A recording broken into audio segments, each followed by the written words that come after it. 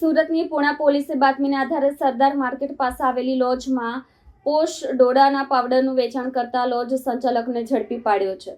Lodge સંચાલક truck ડ્રાઈવરો અને શ્રમિકોને પાણીમાં ભેળવીને આ માદક પદાર્થ વેચતો હતો અને એક ગ્લાસના ₹200 વસૂલતો હતો. સુરતની સરદાર માર્કેટ નજીક સરદાર પેલેસ બિલ્ડિંગમાં સ્થિત એક લોજના સંચાલકને પોલીસે પોશ ડોડાના પાવડરની ગેરકાયદેસર વેચાણ કરવા બદલ ધરપકડ કરી છે.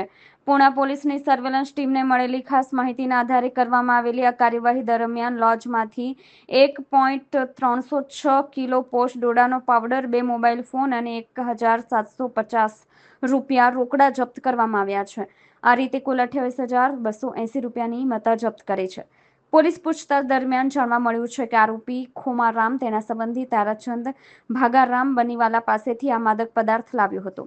તે લોજમાં આવતા ટ્રક ડ્રાઈવરોને અને શ્રમિકોને ₹200 પ્રતિ ગ્લાસના દરે પાણીમાં ભેળવીને આ નશો પીવા આપતો હતો. આ ગુનામાં પોશ ડોડો પૂરો પાડનાર તારાચંદ ભાગારામ બનીવાલને પોલીસે વોન્ટેડ જાહેર કર્યો છે. આરોપી વિરુદ્ધ NDPS કાયદા હેઠળ ગુનો નોંધવામાં આવ્યો છે.